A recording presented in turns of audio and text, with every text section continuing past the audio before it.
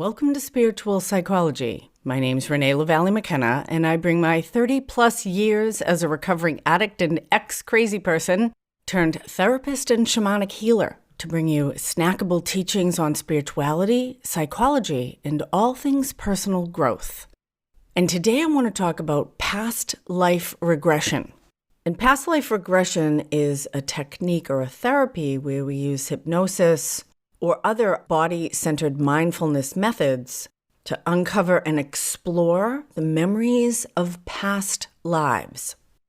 And past life regression can be really helpful in understanding the origins and repetitions of unconscious patterns, which some might understand as an aspect of karma, and how that understanding or information can have positive impacts for constructive, productive change in this lifetime.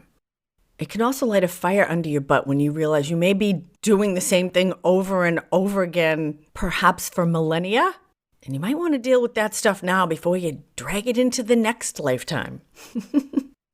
Past life work can also be very helpful in relieving anxiety about death.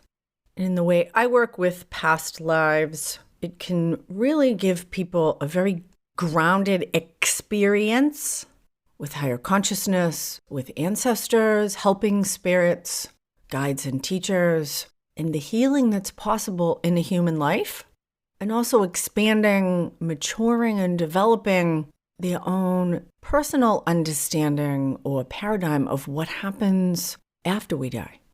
I don't do a ton of past life work, but it is one of the tools I have in my toolbox. And there are many circumstances where it's very helpful. And past life experiences will often arise spontaneously. And when they come up, we got to pay attention because the psyche has our highest good in mind. Now, I don't tend to do a lot of past life work because most people have enough stuff going on in this lifetime. We got plenty to work with. But I was working with one of my mentees who's really doing incredible work in their own healing practice, working with their own clients. And one of the things that becomes very clear as we're on an ascending path of personal growth is that old patterns and beliefs, limiting relational and power structures that no longer serve us, actually won't support us once we reach certain levels or places in our personal growth. We just can't go further with the old way of being. It's like trying to drive a horse and carriage on Interstate 80. It just ain't going to get you there. So we were doing some power exchange work with their father. And in spiritual psychology work, personal power or life energy is taken literally.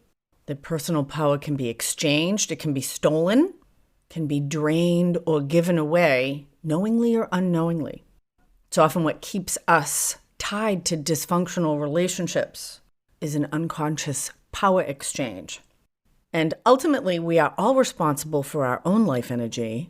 And there's lots of very complicated patterns and agreements that people have about trying to manage or help or harm each other with these power structures.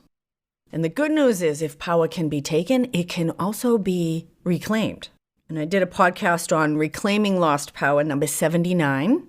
I also did one on karma and family of origin, number 48, if you're interested in learning more about power retrieval or karma. So we did this really beautiful and transformative power exchange with their dead father, who's actually quite an elevated soul, which is not always the case because just because you're dead doesn't mean you're enlightened. But through that power exchange, my mentee realized that they were both driven and disempowered by their beliefs around obligation and subservience. That a lot of their behavior in the world, how they used money, operated in relationships, even at work, and certainly in the family, was driven by a sense of obligation. And obligation is the shadow side of commitment. It's a much lower form. It doesn't allow free will and choice. Obligation is usually externally imposed, and that they often took a subservient role. I identify with that, having been a maid for 12 years. We could call that another lifetime within this lifetime for me. But anyway, subservience is also a really low resonance of service. And so these old structures will not bring them to where they hope and intend to go professionally, personally, socially in their life. And so what needs to be healed reveals itself. And we did an inner journey to look at the genesis or the origin of obligation and subservience. And we came upon an early childhood trauma, but all this past life stuff came up at the same time. And as we stepped into these different lifetimes, it became very clear how these ideas of obligation and subservience were imposed upon them and crystallized within them. And the way I find most helpful to work with past lives is to get some clarity on the moment that arises within that lifetime, and then to fast forward to the moment of their death. Because the moment of our death, in many traditions, could be understood as perhaps the most important moment of our entire life, because it determines what comes next. And whatever's unresolved, whatever the state of our body, mind, spirit complex is at the moment of our death, has implications for what we bring forward. Now, you don't have to believe in reincarnation or the idea of multiple lifetimes to benefit from past life work. It could absolutely be seen as the active imagination of our own psyche generating the archetypes, imagery, felt experience, or unconscious beliefs that our rational, logical mind may not have access to. It's like the advantage of working with tarot or runes or the I Ching to incorporate our intuitive and our intellectual selves to get the most information that we can. So the first lifetime that we came to was in some kind of tribal times, and they were being banished or exiled from the tribe for not doing enough, for breaking some taboos. They felt tremendous shame because they were being shamed unto their death. Because in tribal times, one could not survive on their own in the wild. And at the moment of their death, they were cold, hungry, and alone. And we went to the spirit at the moment of her death with a lot of her own spiritual posse, which is quite powerful. And we carried that soul forward to the next place for its own highest good and evolution. And the soul was cleansed and cared for and told that they were important, that every life is important. And she was brought to this beautiful healing pyramid with many attendants and helpers, teachers and masters to dissolve the shame and help elevate her experience and process and integrate and understand this experience for the greater good.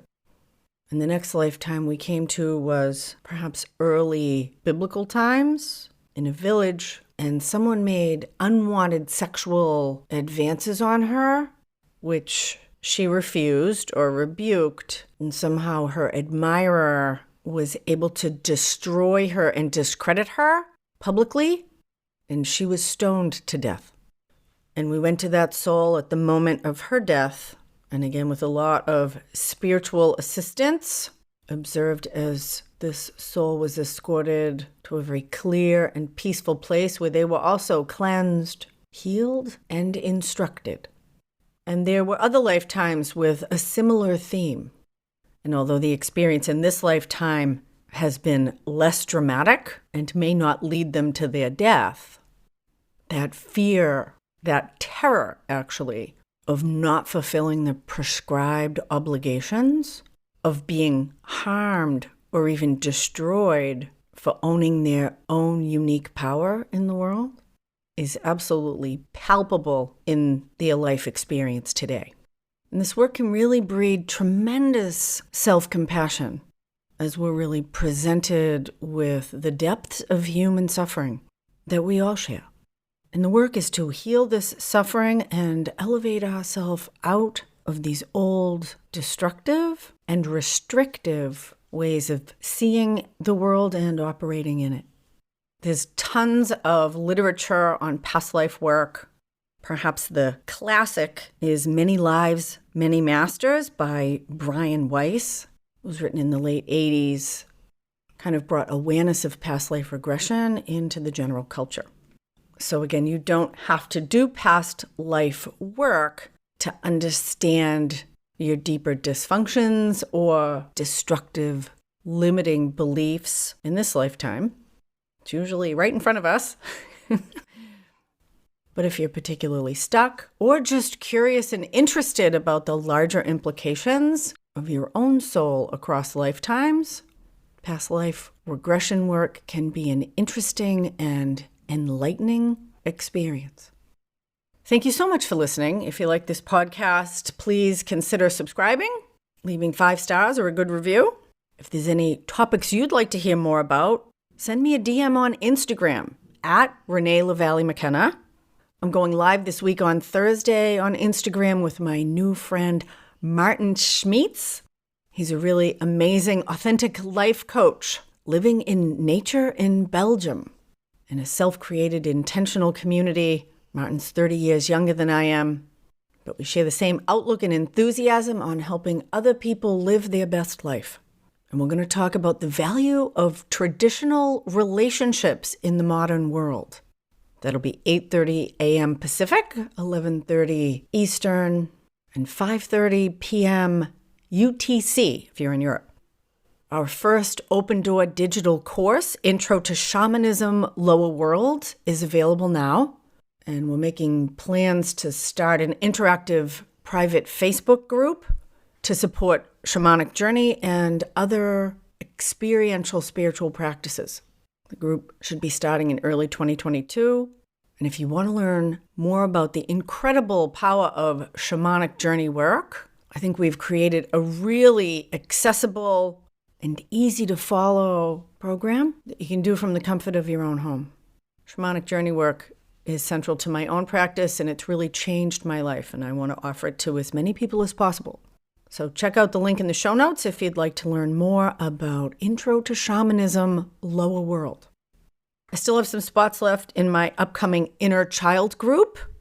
It's going to be a 6-week deep dive into emotional healing, personal empowerment. Inner child work is the single most empowering and gentle work I've ever experienced. Really updates our internal operating system, our personal iOS. So if you are ready to make some genuine change in yourself, shoot me an email, info@reneemckenna.com, and I'll tell you more about that upcoming Inner Child group. Thanks as always to my generous supporters on Patreon. Blessings on your path until we meet again. This is Renee LaValle McKenna for Spiritual Psychology.